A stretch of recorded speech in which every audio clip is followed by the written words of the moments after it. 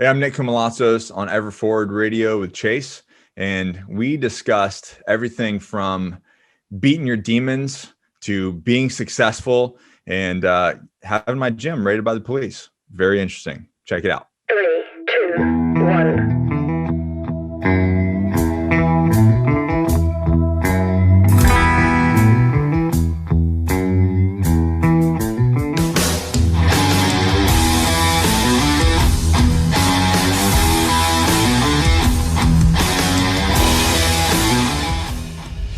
Cheers, brother. Welcome to the show.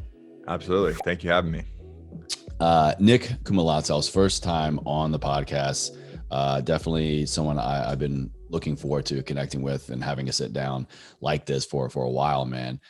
So welcome and thank you first and foremost. Yeah, I'm sorry we couldn't do it in person, but you're a super busy guy out in LA. That's right. I forgot about that. We were kind of like trying to nail down the times. Yeah. Was it a month ago, barely, maybe. And yeah, I think end of October. Yeah, because I saw you down with Austin Alexander, Yep. some battle bunker stuff, and I was like, "Shit, that was this weekend?" And story of my life. But we were all pretty tight. So if I come out there, I try not to stay too long. 2, I try to get as much done with all my friends that I can. You know what I mean? But I'll be out there in probably another 3 months. Cool, so man. we can all link back up. I actually challenged Austin to a that he runs the battle bunker against me. No way. Oh, really? Yeah. So he has home field advantage, right? He's got home field advantage, but the dude's wanting to put on another 10 pounds. So I don't know, 250. Oof. I can lean down to 195 and be really fast. So we'll see. I don't know if that 255 is gonna. I don't think the internet's ready for that, man. Y'all are gonna break YouTube. Yeah. Yeah. This should be fun. Well, man, I want to kind of just, I don't even really know where to begin. Someone like yourself, really want to tap into kind of our military background. Many people in my audience are that looking to get into the military, are in it, or maybe kind of on the other side like us and transitioning. I mean, so many different ways to skin that cat. Figuring it out.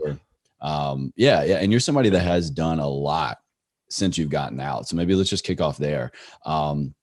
What is it about this kind of social media entrepreneur, running multiple businesses, just infinite world of possibilities, infinite world of failures and successes that is so appealing? I find myself surrounded by a lot of military entrepreneurs. And is it just like the chaos we're drawn to, or is it just the it's funny you say that. What's up with that? Chaos, because I actually like when we go through Black Friday, and then we're finishing up the sales cycle until the Christmas window. So for those you don't know that are in consumable goods or anything at sale, anything you ship, the 19th typically, the 19th or 20th is typically the cutoff for shipping and getting by Christmas, right? Mm-hmm.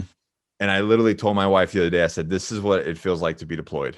You wake up, you just work incessantly until you pass out, and then you just do it, repeat. No weekends, no time off. You just do that. And I do kind of feed, it's not healthy by any means, but there is this environment sometimes that I do get into this environment to where I do feel like I find peace in the chaos. What do you mean by that? Like, how is that possible? I guess I'm comfortable in it. Does that make sense? There's this, and it's an adrenaline. It's like, okay, I know it is. It's like jumping out of a plane, right? Mm-hmm. Some people are like, that's intense. Well, running operations and problem solving and managing employees and making sales and working with media and there's all these different parts of a business that all have to work together seamlessly to achieve a common goal. That is super exciting for me. Now, it's not always that intense, but sometimes, certain seasons will ramp up and it will feel like that. It will feel like, like you're deployed. And I think I definitely, I feel you on the kind of thriving in chaos aspect, because honestly, and maybe I'm just speaking personally, it's like, then what else have I been training for? What else have I, been why not be tested all the time? If Right. I haven't been put through the ringer physically, mentally, emotionally, in every way possible, and then we have those past experiences to relate to of, I know that I can endure, I know that I can come out on the other side. Anything less than that is just like, what's the fucking point? Well, it's boring. Yeah. I'm bored. Yeah. And that's typically what's happened. And now that I am, I've gone through my transition. I wrote a book about it, and, so I am much healthier and stable, than I probably ever have been. And, so I do it in healthy ways, right? I try to find challenges and, things to test myself that are in a positive way. And, I think that's just one of those things that, is exciting for me. Um, but you have to prioritize that, right? You can't have all of that all the time, because you will crash and burn, and then you won't take care of yourself. And so, when doing stuff like that, when running a business, when, whatever you're doing, you have to prioritize what's really important and take care of those things first. How do you do that now when, like, you're the boss, right? How do you do that now versus compared to the military, when we usually we can just get orders, come down line, and we just, delegate, disseminate out. Yeah. See, unfortunately, I'm not in the military anymore, so I can do that. When you're in the military, you do the best that you can do, and, but at the end of the day, you're serving. Like, it's something that I feel like a lot of veterans sometimes forget. Like, you sign the contract, and you're in service of right now. You're giving something of yourself. So sometimes yourself and your family takes a back seat, and, we know that more than anyone.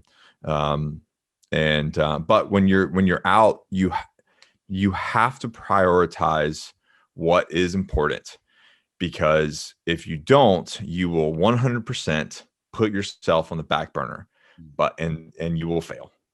And you might fail anyway. That's a separate conversation, but you will fail personally in yourself. Like, if your own mental health is not taken care of, if your own physical health, your own diet is not taken care of, you will fall apart. And, and I know I'm speaking from personal experience. Sure. Your business will not succeed and will not move forward because of you. Yeah. Period. You said something a few moments ago that was a key word that I think plays into the fabric here, what you just talked about now. You said stable, talking about stability. In the military, I'll make this statement: we have a lot more stability. There's more of a constant stability, infrastructural stability, for sure. And then I think for a lot of people, a lot of men and women, when we separate, that stability, that infrastructure, that support is the first thing that goes out the window. Now, there are a lot of other support organizations and things that, we can do to make that transition more seamless. But I always hear, and looking back, I can definitely say, that's what I lacked the most was stability. And, so how have you found stability being out of an organization like the military? Have you found it? Have you had to create it? What did you do? I would say that I found it, I lost it, I found it, I lost it, I found it, I lost it. You know what I mean? Yeah. I would say that. And I tell people this, like, when you get out, and it might be different now than it was, but, in the height of when you and I got out, all we knew, I mean, I joined in 2000. So right before, about a year before, September 11th. And then I got out in November 2012. So I separated in 2009. End of 2009 almost. Yeah. So, like, basically my entire military life was that, global war on terrorism era. And, so there's a certain thing that comes with that when you leave the service, right? Especially if you're in a combat arms MOS and you're doing that job deployed. So when leaving the service, you kind of have this roller coaster ride of everything: physical, emotions, mental, everything, right? And if you're someone who is fortunate enough to have good people around you, and can admit to your own shortcomings, that's the biggest thing, right? Yeah. Having the strength, I would say, to admit that you're not as good as you could be. So identify what you lack. Yeah. Where you need support. And that's one of the leadership things, right? Self-assessment and knowing where you fall short. So anyways, so it's like that roller coaster ride, and life is a roller coaster ride. The goal is, though, that your ups and downs through life, as you get smarter, as you put yourself out there, as you learn more, as you work on yourself more, those highs and lows are not as big as they were initially. So like when I got out, it was like really, really low and either really, really high, but there's not this like medium, and it was just constant up and down. But now there's bad stuff that happens, right? Yeah. But it's more like, just little bumps in life. But now you have the tools to work through those problems. You have the tools to, oh, well, this is an issue. I know how to deal with it. Or if something does occur and it's on me, then it's one of those things that I can go, okay, this happened. I'm feeling this way, or I reacted a certain way. Have I been on my sleep protocol? Have I gotten to the gym the amount of times, am I doing all the things that I'm supposed to be doing for myself to keep myself whole, healthy, and stable? Because if not, then little things, the little monsters are going to creep up, and I'm going to be short. I'm not going to be clear-sighted. I'm not going to be happy. Now we can get into like hormonal imbalance and dopamine and all kinds of little weird things that happens to you. So that's why these things are crucial. So it's a self check to go, hey, this happened, or I reacted a certain way. Why is that happening? Is it because do I have my shit wired tight? So it always comes back to the individual. You're not a victim. No one did anything to you. And even if they did, change the conversation to what did I do? You know what I mean? What brought on this? What was my involvement in this situation? And it could literally be a conversation with your wife, your kid, an employee, a boss, some random, a Karen in the gym, who knows what it could be, you know what I mean? But you always, I think it's a good, healthy thing for someone to step back and go, okay, what was my involvement in this? And maybe it wasn't. Maybe you were 100% right and you couldn't have done the outcome couldn't have been anything different. But at the end of the day, we can't control other people. We can only control ourselves. So there you have it. Like, what do you think sharpened your resiliency tool the most? We'll make that a phrase. The tools and the infrastructure and the training that the military gave you, or kind of being, thrown to the wolves again, stepping out of that support system and having to kind of create it all on your own. Which one do you think added more to your resiliency? I'd say, we are a product of our experiences. It's funny that I say this now, but I was fortunate as a child that, and my mom might, like throw a broom at me or a slipper at me if she hears me say this, right. But, we moved from the time I was born until the time I was about 11 or 12. No, probably 13. We moved every 6 months. Wow. To a different house, to a different school, to a different city. Every family or other circumstances? I make the joke that she was running from the law. I lived in New Mexico, lived in Arizona, and we lived in Kansas City, all over Florida. So she was grooming you for the military from the get-go, it sounds right. So that's right. So, and I'm kind of PCS. Here we go. I'm kind of getting there. I hated it. And I think one of the saddest times that we moved to Pensacola, we moved back from, I think we had moved back from New Mexico to Florida, and we live in Pensacola, Florida. And she said, why haven't you unpacked? And I said, there's no point. Like, what's the point? We're going to leave. So I'm ready to go, and I always kind of was. And I think that kind of hurt her because she was like, dang, my 7-year-old won't even unpack his bag. Probably stings. And I hated that, right? Because being a kid growing up, like you're constantly having to make new friends. You're constantly, if you even want to call that, like what's even the point? You're constantly having you're getting in a different school system that's teaching something different than you just left, So I hated it. I absolutely hated it. Now growing back and looking, then going to the military, I joined the military, all these kids that lived in a, a one light stoplight town, you know, or whatever. They've lived in the same house. They know the same people their whole entire life. And they join the military and they are extremely uncomfortable with all the change. For me, I was like, this is normal. Pack a bag and go here, then go here, then go that didn't sleep on this cot with all these people. Like, you know, there's a lot of people that, especially as you get older, like, well, I want my own room. I want this. They have all these requirements. I just wasn't built that way.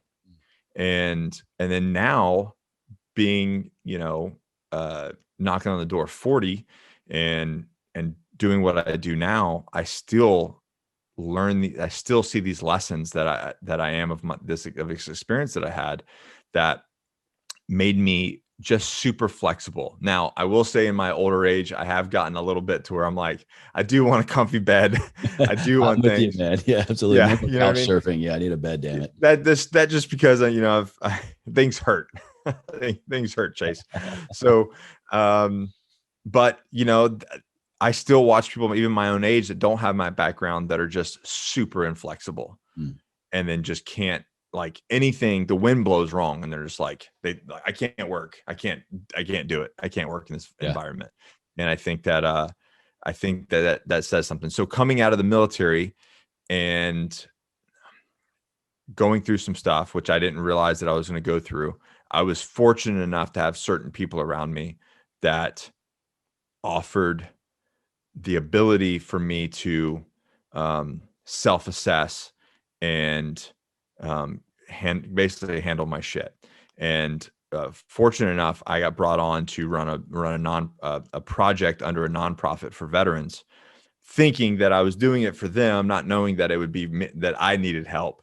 But by being like a proxy of this project, of the Raider project, I put myself out there thinking like, well, I'm going to vet these things, you know, and if somebody wants a job or if they need to go through this service or a brain clinic or, you know, horse therapy or canine therapy or, you know, some sort of any therapy whatsoever, I just went through it all myself to vet it. But by doing so is what fast tracked me to go through all the things that I went through. And I made a lot of mistakes, man. I did a lot of stupid stuff. I hurt a lot of people. But it was, you know, and we always talk, you know, it's, you know, we know, everybody knows a veteran that's, you know, hasn't fully transitioned and is kind of stuck in what he did or what he or she did, and just really hasn't shedded that weight and moved on. And I think that I probably would have been one of those guys that hung on to that for a while if I wasn't fortunate enough to put myself in these situations, not honestly, not even knowing that I needed it. I was doing it for others, thinking that, oh, I'm good. You know, everybody, like, you've heard that before. I'm good, man. Yeah. I'm all good. No, like, help somebody else. Yeah. Yeah. Right. You bring up a good point there, man. I mean, myself included, I'm not putting myself out of this group. We don't fully realize beyond the support, beyond the stability, beyond the, you know, infrastructure, we don't fully realize now on the other side where we need help. And some very, very uncomfortable ways where getting that kind of help, getting mental help, talking about your emotions, you know, kind of that therapy. I mean, you're talking about a lot of different versions of therapy there. Right. We don't fully realize, it sounds like you didn't, how much we actually need that. 100%. Well, why is that? You know, in your experience, was it stigma? Was it just ego? What was it that was kind of working against you and against so many veterans and not really recognizing or admitting that, you know, we need help in these ways?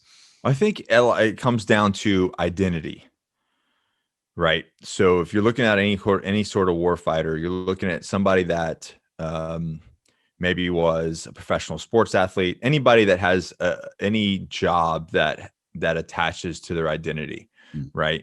If you're an Army soldier, you're an Army soldier. If you're a paratrooper, if you're a Ranger, what are these things? These things attach to who these people are as a human being. It's not a job description. It's an identity statement. Right. Yeah. Exactly. And so for me, I was a recon, I was a force recon Marine. I was a Raider, you know, I was a part of special operations, and that is who I was, right?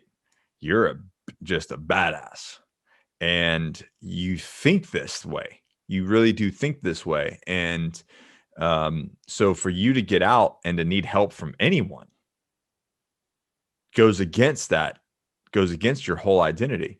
And, I came back with, when the VA rated me, they gave me, post-traumatic stress, and I didn't even believe in it. Mm-hmm, mm-hmm. Now, ironically, they didn't come back with a TBI, but that's a whole different topic. But I got one up on you there. Which was absurd, and we can talk about that in depth. But I, at the time, I did not believe in post-traumatic stress at all whatsoever. So I was almost offended that they gave me this. Yeah. And then come to find out there was some stuff, and it had nothing to do. And this is what's kind of common misconception. It never had to do with anything like with the enemy, right? Like, and I think that's something that people confuse with war fighters or people that have done that job, in service to their country, that it has something to do with like them having post-traumatic stress of attacks or enemy. And for me, it's not. And I think for most people, it's not. That's pretty clear and cut dry for the job of that profession. There's bad guys. I mean, there's evil people in the world. Mm-hmm. You and I know that. But losing your brother or sister in that environment, I think that's what really takes a toll on somebody. For me, heavier, even more so, it was on the other side of that, when we're supposed to be safe and secure. Lost two of my closest friends to suicide. Yeah. So the ability to get this help. Yeah. So things like that, right? And to me, it's like, and I talk to people all the time about this. I'm like, if they come back and kill themselves, the enemy killed them. You know what I mean? Like they died in Iraq and Afghanistan, and that's just sad. They killed them there, and they just kind of, how do you put it? They prolonged the death. Yeah. It's the slow burn. It's it's the bite, that doesn't kill you, but it's the venom of the bite that does. Right. And that's what, but they were dead long ago because they allowed that to happen. Yeah. And that's what's really sad, is because you see they have this chance, but the enemy got them long time ago, and we just didn't know it. Well, dude, you've done a hell of a job over the years of channeling all this stuff into. I mean, I don't quite know the timeline between getting out to the Nick that I know. Right. The last several years, man, what you have built, multiple businesses, just squirrel brain entrepreneur. I mean, it all makes sense, right? You have various businesses and side projects and things that occupy your time, give you new passion and purpose, and creating jobs and small business opportunities.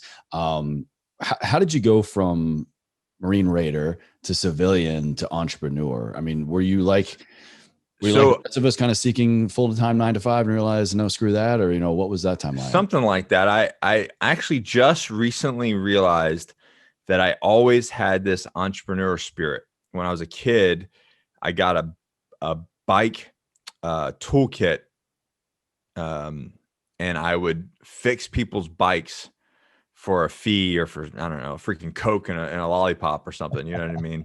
And then I would go get junk parts and build these bikes for kids to use, and because not everybody had a bike. But in the 90s, that's how you got around. Oh yeah, it's how you know if your friends were out or not. Like, right. Bikes in the front yard. Yeah, right. So that's the only way. That's the only way to get around. I mean, I would ride. My first job, I would ride. I think it was. I just looked at it on the map the other day. It was like 5 miles one way.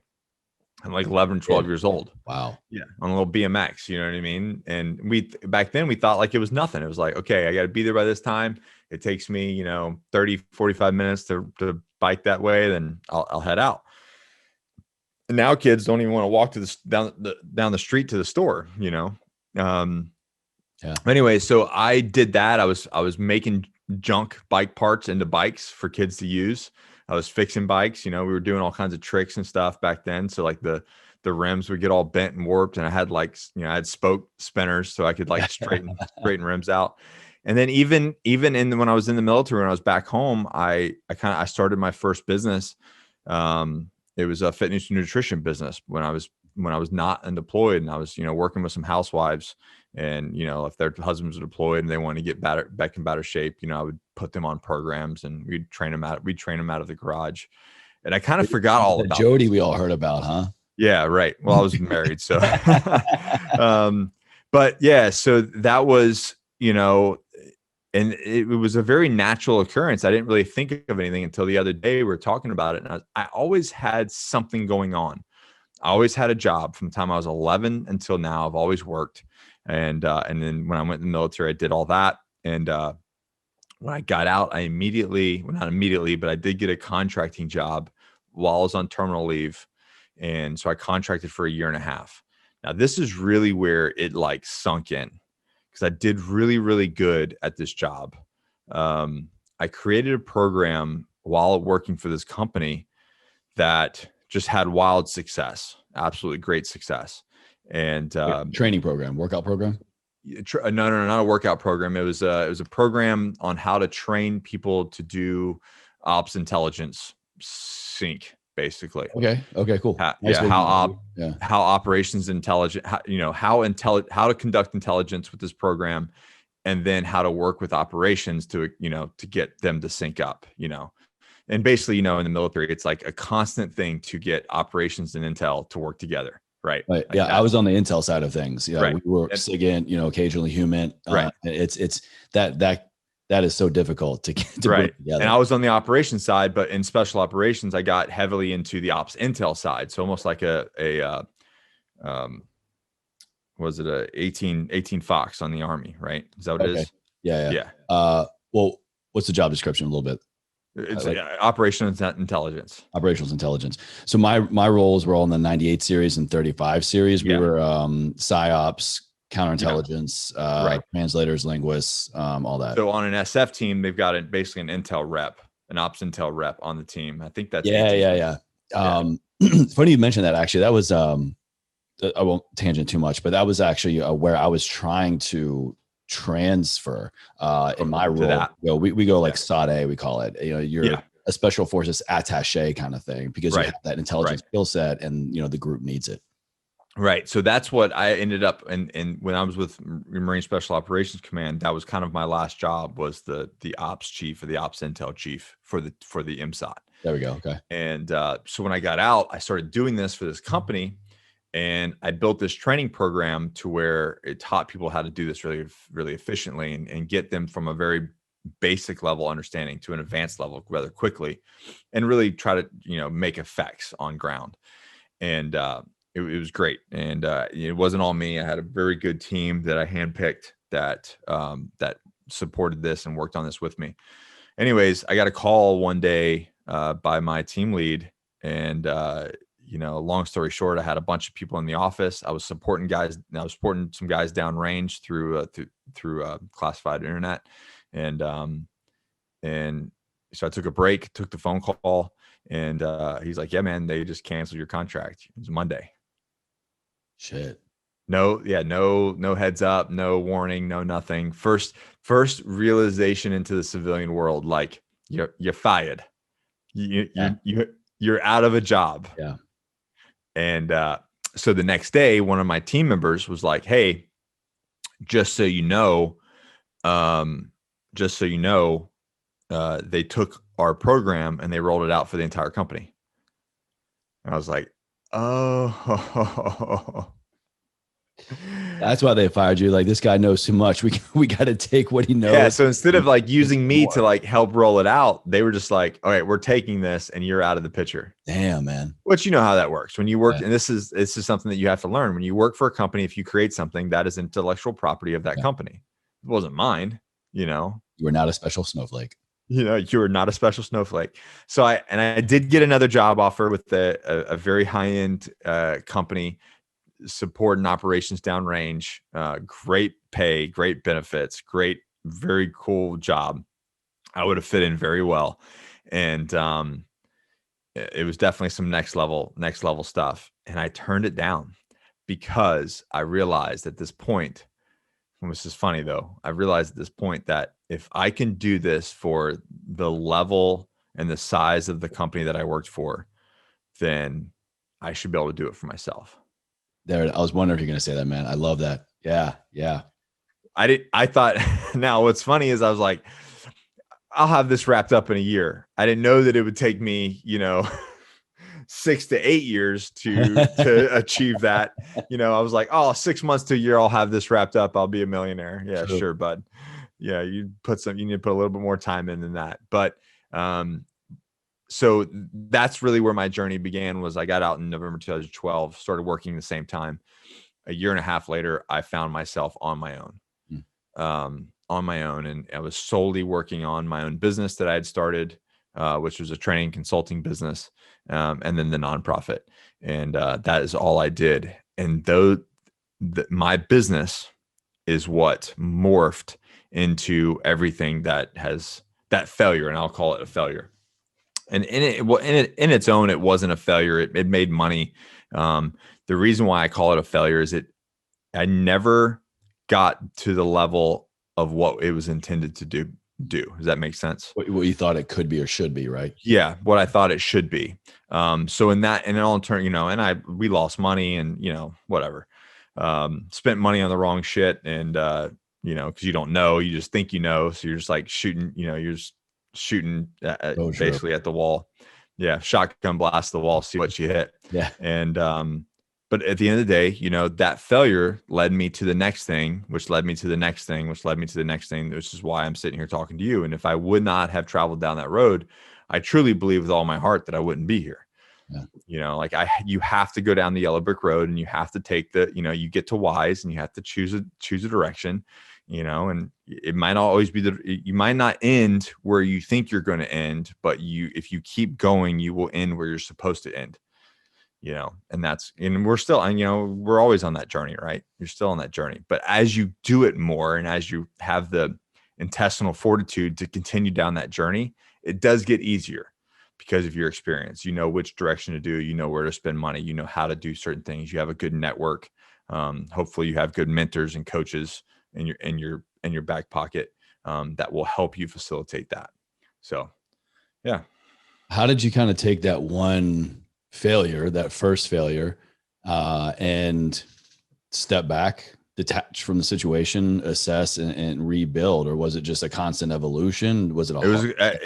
I didn't even stop, man. I was just always forward. And you say ever forward, I'm always saying always forward. But that was the mentality. It was like, it crushed me, man. It crushed me all the time. And then there was things that happened that would make me depressed and question what I'm doing, and maybe I should just go get a job, go get a job somewhere 9 to 5 and just give it all up. But I talked about quitting. I talked about, to my wife and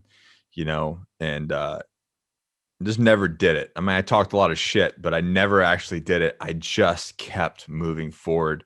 And you know what, man, sometimes that might be a skull drag, right? And those you don't know what a skull drag is, like when you're basically on your face and you're just pushing with your toes, and you're so low to the ground that your skull is literally just dragging through the glass and the gravel and the pavement. All those live fire trainings, like you can't get any lower than that, man. You can't get any lower, and that's what it is. Sometimes, sometimes it wasn't on my hands and knees crawling. Sometimes it literally was a skull drag to move forward 1 inch, but I did.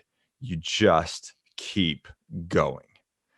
And eventually there's going to be some light. Eventually there's going to be some relief. But if you stop, you're never going to get to that. You're never going to get to that clearing. You're always going to be right there. Or if you get up and go backwards, well, you're backwards. You're bass backwards. You kind of, this brings up a concept for me of what I'm hearing a lot in your story of military, of contract worker, of entrepreneur. In a way, it kind of sounds like it was a very, very ugly route to know your value, know your worth. And in the military, we're told our value, told our worth, and, we're given the orders and we follow. In the civilian world, we're seeking that out again, the stability and the value of the salary and the role, and, a 9 to 5. In contract world, it's a little bit of both. We kind of finally get to do our military role, but we're paid at a rate that is, I can't say I didn't go a contractor route, but it's way higher. I work side by side with government contractors doing the exact same job as me. Way higher. Bank. Like 4 to 5 times more. Do you think was that kind of maybe the reason why, no matter how far down in the dirt you were skull dragging yourself across that field, it was still your field? You knew your value, knew your worth, and you weren't going to let anybody else take that away from you again. No, man, I think I'm just dumb. Well, you did join the Marines, so Right. So I honestly, I don't, I think that I just didn't know any better. I think it's because of the way I grew up, and I was having this conversation with I just recently, my grandmother, my last generation of grandmother of that generation, my grandparents passed a couple of days before Christmas. Oh, damn it. Sorry to hear that. And oh man, she was 88. She lived a great life. She set a great example. I mean, but we were talking about that, and we were talking about her and that generation. And even when she was, on her deathbed dying, she just didn't quit, man. Like, it was over, but she lasted way longer, and even in pain than that anybody else would have. And I was kind of laughing with my aunt and my mom, and I'm like, she just doesn't know when to quit. It's not in her. It's not in her. In that generation, they have this fortitude and this fight that's in them to just not quit. Every decade of that woman's life, she was supposed to have died, either from a car accident, a medical issue. I heard this story when she was 2 years old. Something happened and her hands and feet turned black. So they put her in a white dress and they laid her out, and all the family came over for this like last viewing because they thought she was going to die. So everybody came and like viewed her, and they laid her on this table, and she's laying there alive, but like black feet and black hands, and was like, and we're talking like the 30s, you know what I mean? Oh my God. And so that she was because they thought that she was going to die, and she survived. So like, I think it has to do with, I come from people that are just, I don't know, too dumb to quit. It's just not even in me. And sometimes it can be to a fault. So I think that's what it comes down to is I just don't, man. And if you got to look at like all the selection process I went to and I'm not, listen, everybody that's out there listening, like, I am not the biggest, baddest, tough guy in the world. Like, absolutely not. I can think of, 75% of my team was probably better than me in one way, shape, or form. You know what I mean? Sounds like a good team to have on your back. Right. And then they're I was, serving with giants among men, and they were just phenomenally talented and gifted and physically fit in all these different areas. The one strength that I could say that I was just too dumb to quit. There was no quitting whatsoever. Like, you just survive. And I come from a family of survivors, of people that make it, the people that, like, don't go on welfare, and I'm not, they don't go get food stamps. They go work 3 jobs. They go make it fucking happen. And this was an example, without me knowing or ever being discussed. This was something that what was the example that was set for me. And only in my my late 30s am I starting to realize that is where this came from. Yeah. There's this inherent ability to just not quit. And I think that's really where it came down to, as far as the journey getting out, is that I just drove forward. And when I talk to people, I'm like, listen, I know it sucks. I know this is bad. I know this is bad. You just have to move forward, and you just you move on and you move forward. How do you, Nick, as a boss, as a husband, as a creator, all these things that you do and your new identities, how do you like effectively communicate that? I mean, one is showing up and you do it. And that's, I think, a testament to the message here. But then when you actually have to communicate it, or even delegate it out to your team, and, be the CEO or be the YouTuber or be the whatever, how do you consciously show up and effectively communicate that? Something happened today. I mean, I can't get into specifics, but you explain the situation. And then now I'm fortunate enough to have the experience behind me to go, listen, this is what it is, right? This is the situation that we're in. Here's the solution, and this is the reason why we're going to move forward. And then you just do it. And if you don't know what to do, you just do it anyway. You move forward anyway. You move past it, or you just let it go. Sometimes you just need to let it go and move forward. And unfortunately, that can be a relationship. That can be a job. That can be something. It could be a family member. But if it's holding you back, if it's toxic, if it's negative impact on your life, you just move fucking forward. And you don't have to make it personal. But if you are going to be the best human being, and that's what it comes down to, right? Moving forward, always pressing forward, whether it be with anything in life, your personal growth, your business, your relationship, whatever it may be, you have to move the needle forward. And I know we're on, this podcast, we're not everybody's gonna see the video, but if you have a relationship, they'll see the video. We'll throw this up. Yeah. Okay. If you have a level that's at, say, a level 7, right? Like maybe Chase and I's relationship we're at a 7, right? And we're good with a 7. 7's good. There's nothing wrong with a 7, right? But what if we can get to a 9 or a 10? You know what I mean? Yeah. How can we move that needle forward? And that's really what it comes down to is constantly striving to be the very best version of yourself in all aspects, in your belief in yourself, in your physical fitness, in your health, in your discipline, and in your tribe. Mm-hmm. Whatever that may be, your family, your work, your friends, whatever that means to you, your tribe. But like, how do you get up every day and move the needle forward? And if you're not doing that, if you're not focusing on those areas, then you're stagnant and you won't move forward, and you'll probably blame everything on someone else. But if you take personal responsibility for all areas of your life, then it's pretty amazing what can happen. But at that point, you're going to have to start moving forward.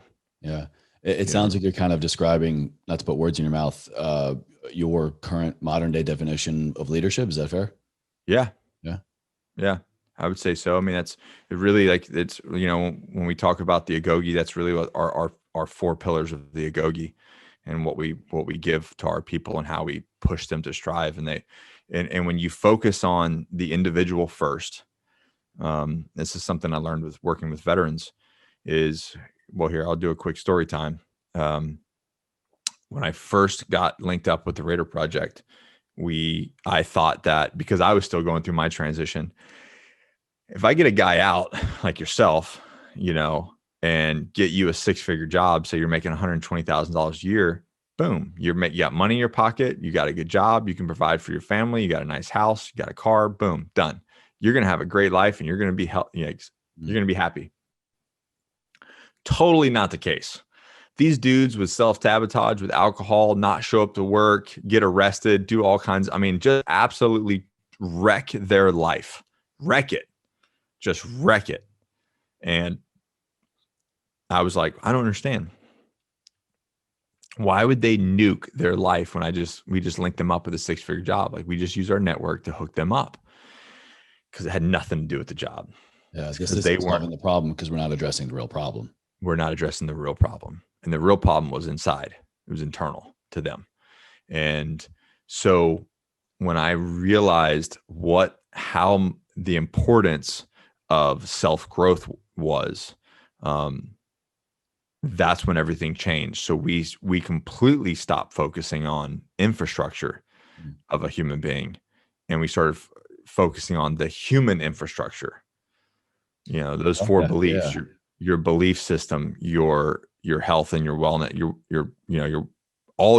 I say fitness, I meant your mental, spiritual, physical fitness, what you put in your mouth, your sleep schedule, everything that involves you as a human being.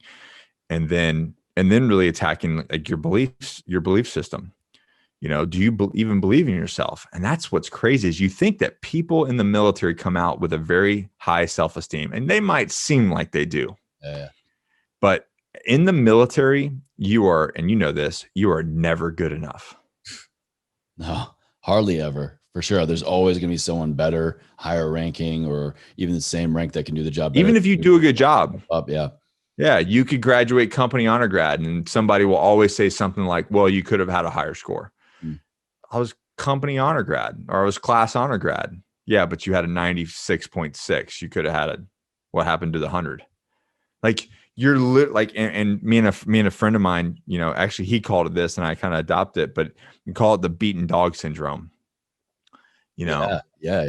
Like you There's really that. are like a beaten down dog. Like doesn't matter. And I served in a unit that is one of the top in the military. Like I served in a special operations unit.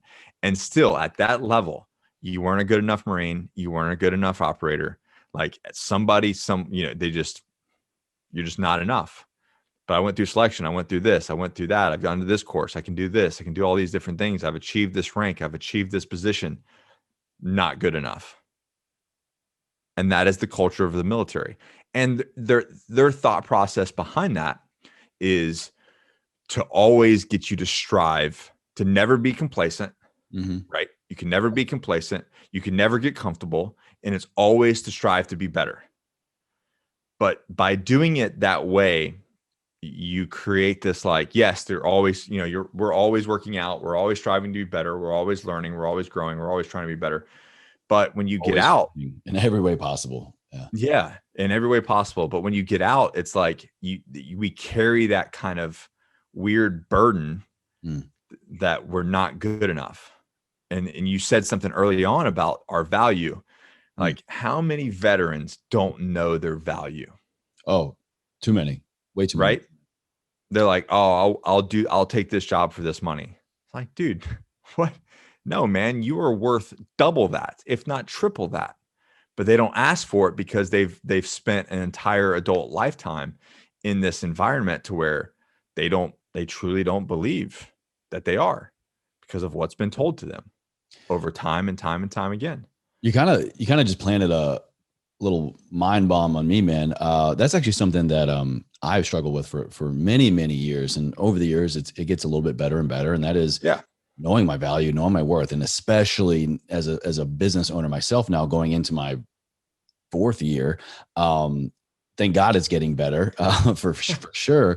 But I mean, that explains so much. In the military, look, if you show up at the right place at the right time in the right uniform for X amount of timeline, more or less, like you will grow. You will make the ranks. You'll get promoted. You'll move on. You got to do some things, of course, on top of that. But that doesn't exist out here. Like you have to fight for it. You have to go out and establish your value, establish your worth. You have to, be more competitive. The same time in does not equal the same value out on this side of the fence as it did back over there with the military. Right. Yeah. Thanks for the therapy session, man. That explains it. So it is. And that's one of the biggest thing. And I've had that talk with a lot of people. Like you are say you're charging X for this service, right? Yeah. Why are you doing that? Well, it's because X, Y, and Z. I'm like, well, do you want to be Walmart, Target, or, whatever? I mean, I don't go shopping, so I don't know the stores, but do you want to be Sam's Club? You want to be Costco? Like where do you want to go? Where do you want to be? Like, where do you see yourself? And if that's the level of service that you can provide, then why aren't you charging accordingly? Because they have a low self-worth. And I say that speaking from 100% from experience. Raising my hand too. Yeah. Yeah, I was selling when my first businesses, I was selling packages for, $99 a pop for a weekend of training or this and that. And, not to, if you really want to get on the business talk, like you're going to get a $99 customer. Oh, 100%. Yeah. I mean, hell, when I was starting off, when I transitioned out of my job, it was $99 ? Not even confident in even like the lowest level, but, well, what number did you have in mind? And then just whatever they're saying, agreeing to it. Yeah. And then once I got some experience and I got some good mentors under me, and they said basically like, hey, listen, you need to do it this way. Like, this is what you've done in your life. This is your resume. This is what you bring to the table. You actually give a shit about people and what they're receiving. This is, you need to think about what your worth is. And when I changed that, everything changed for me. And when I changed it, people paid it. And everything changed. My perception of everything, my perception of myself, my perception of the work that I put into and what I do, everything changed. And it was like, oh, wow. And it was all just dependent on me. All this That change was was it. waiting on me to show up. Yeah. Yeah, Yeah. that was it. You just need to arrive to this location and put yourself out there and be like, this is what if I value myself and my time and my experience, this is what it's worth. And if somebody says you're not worth that, then that's okay. That's fine. You don't need my services. But the more and it's basically solving a problem, right? People have problems.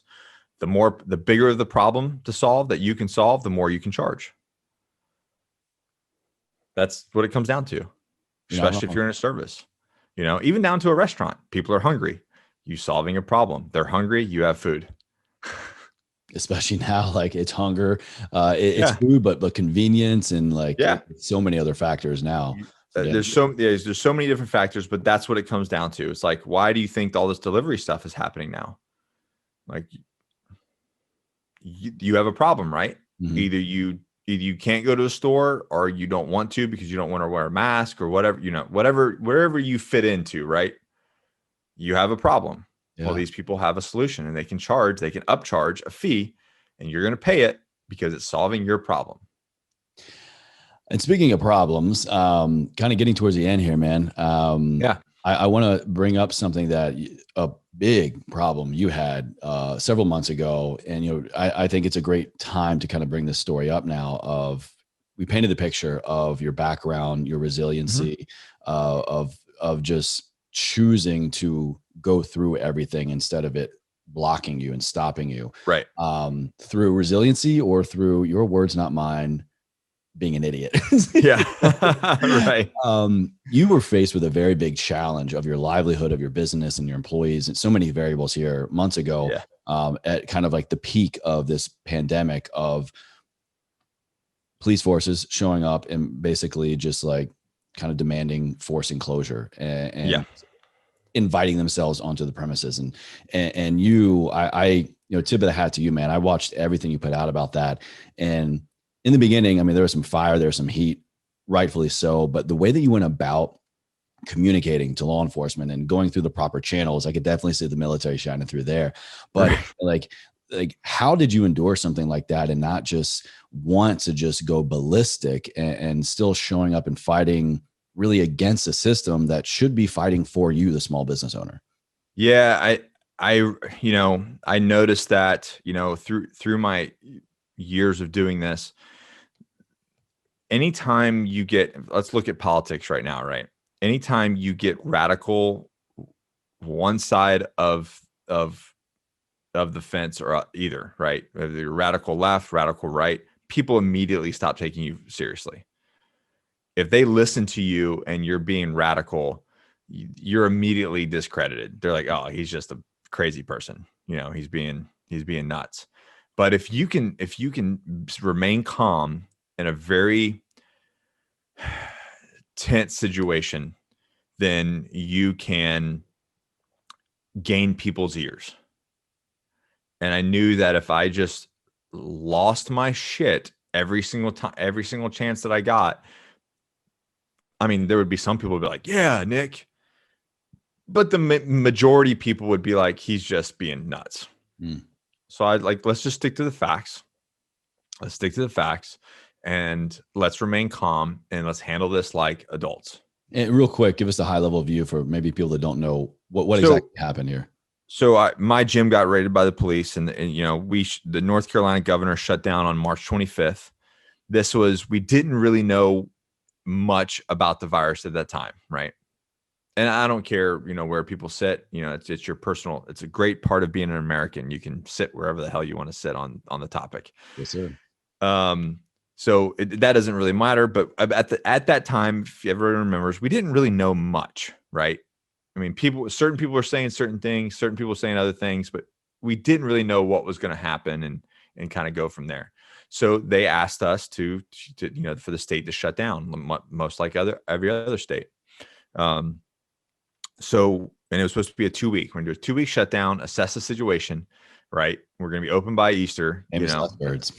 Yeah. And I didn't like it. It didn't feel right, but I think everyone did, majority of people, I'd say I know a couple places that stayed open, but majority of people, even people like myself, said, "All right, we'll do 2 weeks. We don't know what this is. You know, we don't know what we're dealing with here. So let's do this, deal with this." At 2 weeks, and then it got extended to, I don't even know why, it was like another 3 weeks. The governor came out and said something else, and I said, "Nah, that's enough. I'm done." You know, I'm in a town of 2,500 people. There were no cases. There was nothing happening here. You know, my gym members were like, "I need to get back in the gym. It's for my sanity. You like, to stay healthy." Yeah. I need to stay healthy. You know, if this is that now we're getting to the true subject. Like, if this is a true health crisis, then let's focus on people's health." Anyway, so I opened May 1st. And then May 7th, I had an altercation. We closed down for a day, and then I think it was cited. I was cited that day. They took the citation back because the chief was like, "No, this is wrong. You should have been warned." Blah blah blah. He was a good American. Ended up quitting and losing his job over this whole situation. Once he was relieved, this other guy came in, Ewan Richards came in, and they legitimately raided the gym with an illegal key card. I saw this video. So, yeah. I'm going to link all this in the show notes for people to check out. You got to see this. Yeah. So it's completely ignored the Fourth Amendment, illegal search and seizure, used basically a stolen key card to access the gym, and came in and was harassing. Unfortunately, I was not there, but we got it all on camera. Was harassing members, hands on guns when they came in. I mean, it was just absolutely nuts, man. And I would never forget one of our main guys. He's a chef, and he was like, he was holding dumbbells, and the cop was like, "Put the dumbbells down. Put the dumbbells down." I'm like, what? I mean, man, we live in Mayberry. This is Holly. We live in Holly Ridge, North Carolina. There's 2,500 people. There's literally one stoplight here. There's nothing here, man. Like, there's nothing here. And they did this all in the name of, the governor's executive order and this COVID thing. Meanwhile, they're not wearing masks. They're not wearing gloves. Exactly. They're yelling in people's faces. They're taking pictures. I say, not as I do.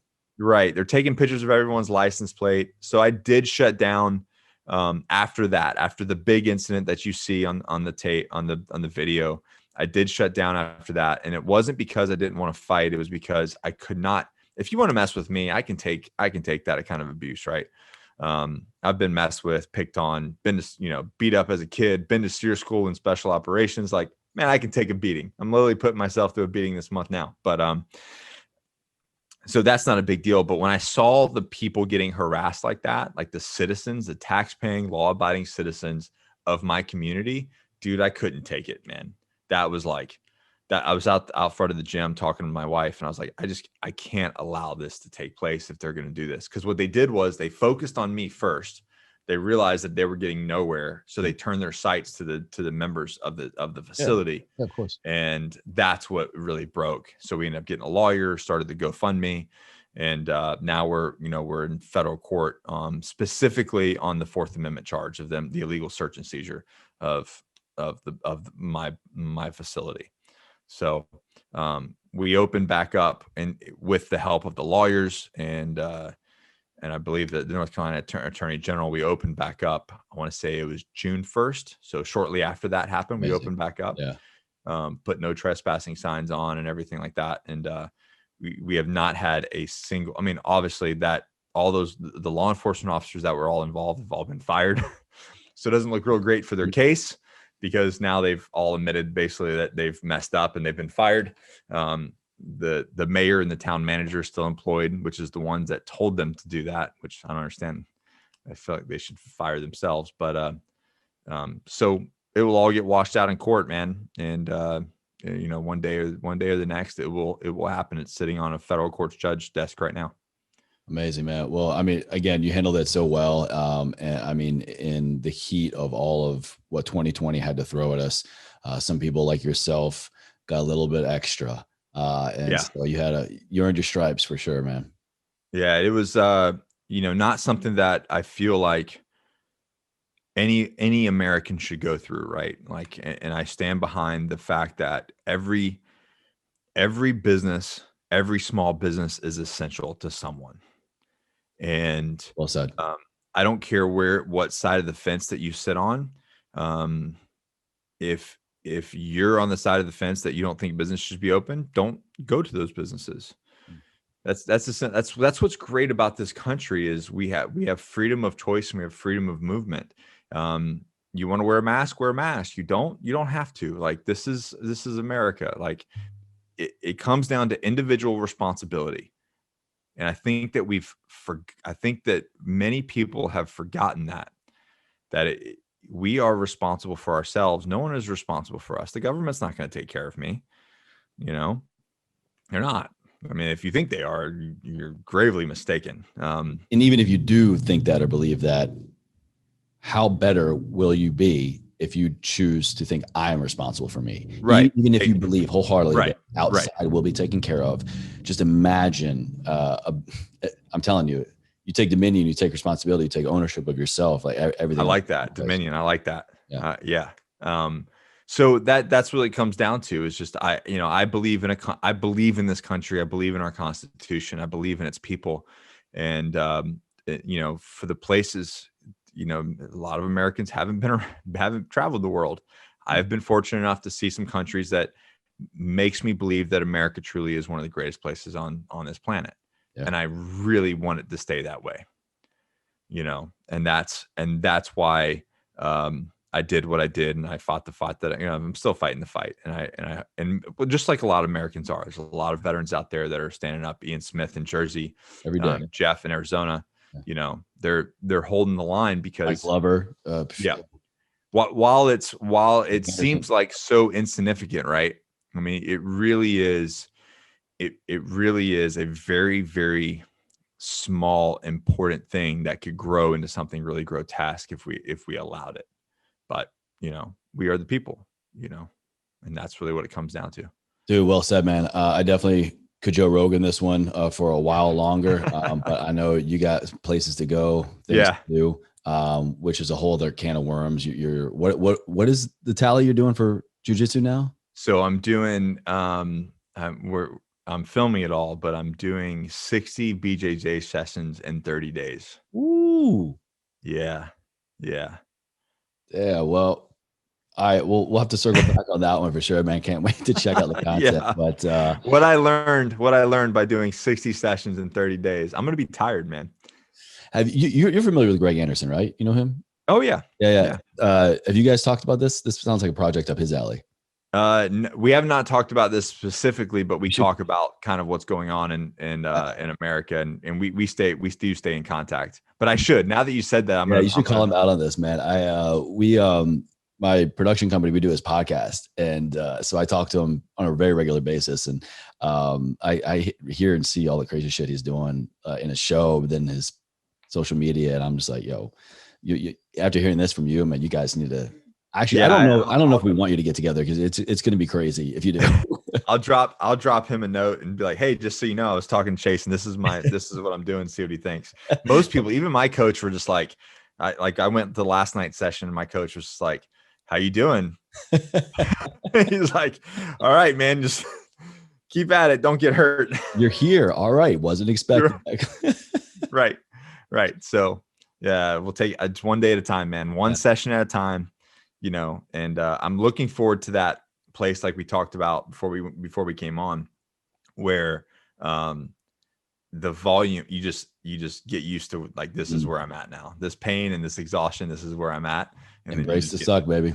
Yeah, you embrace the suck and you just get through it, man. So, well, what better way to kind of wrap up here, Nick? Thanks again for coming on here. I'm gonna have all your stuff linked down in the show notes for people to check out. But embracing the suck very much embodies the philosophy over here at Everforward. The skull drag. No matter what, you just keep showing up, keep moving forward, no matter how small or incremental. But directly, I want to ask you. You've been talking about it a lot, but what does that mean to you? How do you, Nick Koumalatsos, live a life Everforward? Every single day you wake up, you get dressed, and you move the needle. I love the line that the tomorrow's version of yourself should be able to kick today's version of yourself's ass. And if you're not doing that through personal growth, physical growth, mental growth, whatever that may be, then you're falling short. Well said, man. Never a right or a wrong answer. I appreciate that interpretation.